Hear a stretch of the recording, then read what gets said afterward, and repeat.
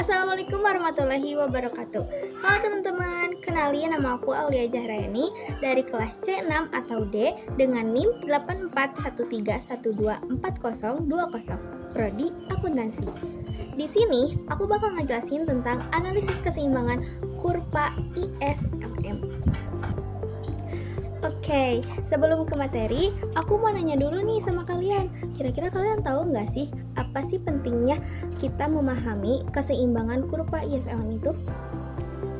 Jadi gini teman-teman, keseimbangan kurva ISLM itu bisa nunjukin titik di mana pasar barang dan pasar uang sama-sama seimbang.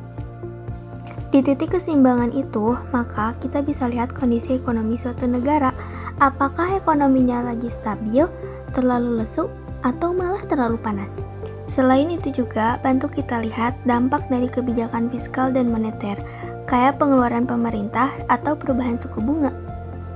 Intinya, analisis ini tuh ngebantu kita nyari kebijakan yang tepat untuk ngejaga stabilitas ekonomi. Oke, selanjutnya aku bakal jelasin dulu kurva IS. IS itu singkatan dari investment shaping yang mewakilin kondisi pasar barang. Kurva ini nunjukin hubungan antara suku bunga yang kita sebut dengan R dan pendapatan nasional yang kita sebut dengan Y. Hubungan negatif artinya kalau suku bunga naik, maka investasi akan turun karena investasi bagian dari permintaan agregat. Maka dari itu permintaan akan ikut turun dan akhirnya pendapatan nasional pun ikut turun. Jadi semakin tinggi suku bunga, maka semakin rendah pendapatan nasional. Itu kenapa kurva IS miring ke bawah. Nah, sekarang kita lihat grafik kurva IS. Di sumbu horizontal ada pendapatan nasional yang kita sebut dengan Y, dan di sumbu vertikal ada suku bunga yang kita sebut dengan R. Seperti yang kita bahas sebelumnya, bahwa kurva IS miring ke bawah, yang artinya suku bunga naik, sehingga investasi akan turun. Pendapatan nasional pun akan ikut turun. Di grafik ini kita bisa lihat semakin tinggi suku bunga, maka titik-titik di kurva akan bergeser ke kiri, yang artinya pendapatan nasional turun, begitupun sebaliknya. Nah, sekarang kurva LM. Kurva LM itu singkatan dari liquidity money, dan ini nunjukin kondisi di pasar uang. Hubungannya positif antara pendapatan nasional dan suku bunga. Jadi gini, kalau pendapatan nasional naik, maka aktivitas ekonominya akan semakin naik tinggi. Dan itu semua bikin permintaan uang meningkat karena orang dan bisnis butuh banyak transaksi. Nah, karena uang yang beredar tetap, maka suku bunga naik. Oleh karena itu, kurva LM miring ke atas. Nah, sekarang kita lihat grafik kurva LM. Di sumbu horizontal ada pendapatan nasional dan di sumbu vertikal ada suku bunga. Garisnya miring ke atas karena semakin tinggi pendapatan nasional, maka semakin tinggi pula suku bunga. Kurva ini juga bisa bergeser misalnya karena kebijakan moneter. Kalau bank sentral nambah jumlah uang beredar, kurva LM bisa bergeser ke kanan. Selain itu, hal-hal kayak teknologi pembayaran dan inflasi juga bisa mempengaruhi posisi kurva LM. Nah, sekarang kita lihat grafik gabungan kurva ISLM. Di sini kita bisa lihat dua kurva saling berpotongan di satu titik. Titik itulah yang disebut keseimbangan ISLM. Di titik ini, dua kondisi terpenuhi sekaligus. Permintaan barang sama dengan output nasional dan permintaan uang sama dengan penawaran uang. Artinya, pasar barang dan pasar uang sama-sama dalam keadaan seimbang.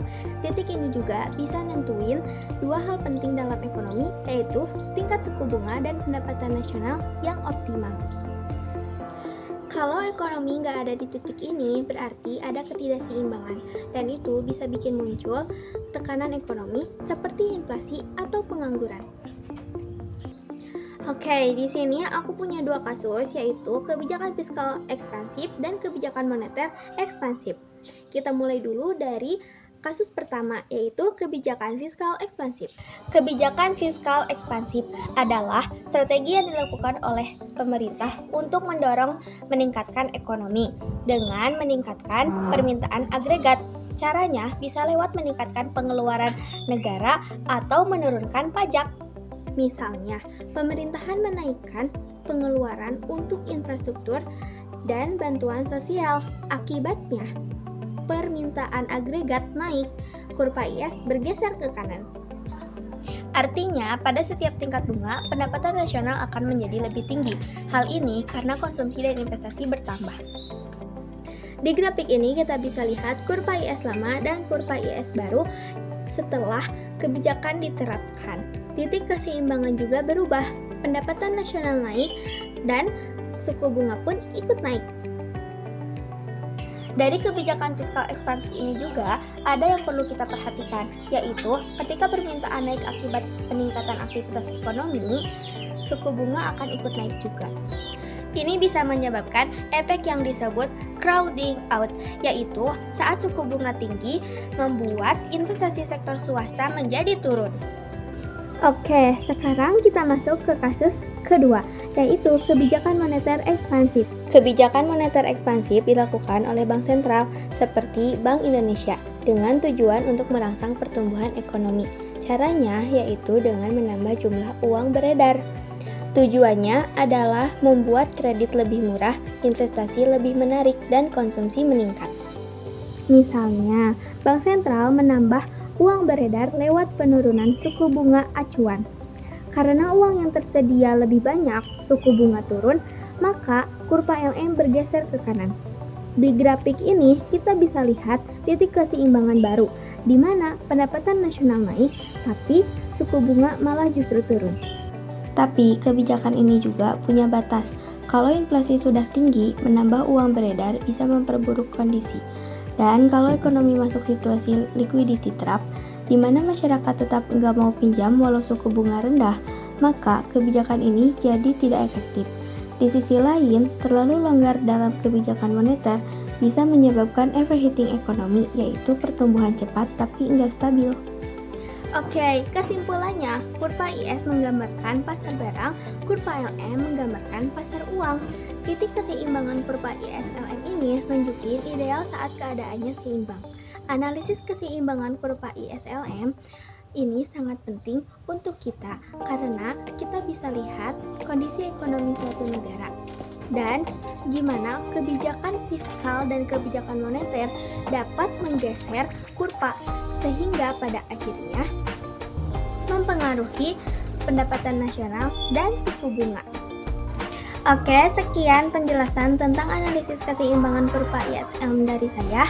Mohon maaf jika masih banyak kurangnya karena di sini saya juga masih belajar. Kalau misal dari kalian ada yang mau menambahkan tentang analisis keseimbangan kurva ISLM ini, kalian boleh tulis di kolom komentar. Oke, sekian dari saya. Wassalamualaikum warahmatullahi wabarakatuh. A few moments later.